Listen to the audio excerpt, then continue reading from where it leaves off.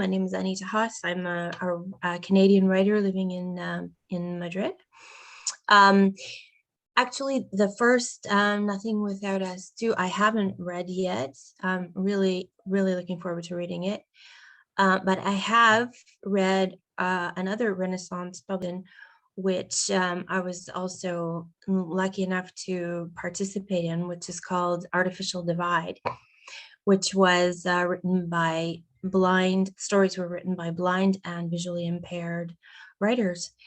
And I really enjoyed reading that because, we just, you get a different viewpoint about life. I mean, I think it's really important to read about all sorts of different experiences, whether it's different abilities or disabilities or different cultures, different locations, different sexual orientations, etc. I mean, that just helps us understand each other better. It's quite important to read, about different people's experiences. And also just even just writing about it helped me understand a little bit too about my own experience. My situation is I'm what I define kind of a little bit as an invisible disability, and the difference between the unique experience that people with invisible disabilities live really is that very often you kind of get by or you fit in a little bit with the general, the rest of the world. And in a lot of ways that can be very good, but in some ways too, you end up maybe not knowing exactly how to ask for what you need. It becomes a little bit difficult for people maybe to believe you sometimes. I, for example, have a friend who suffers from chronic illnesses, and she lives with chronic pain.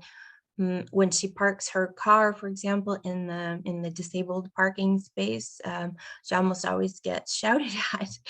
So these are kind of the special things too, a different experience that a lot of people suffer, that I think, it's important for people in general to know about that.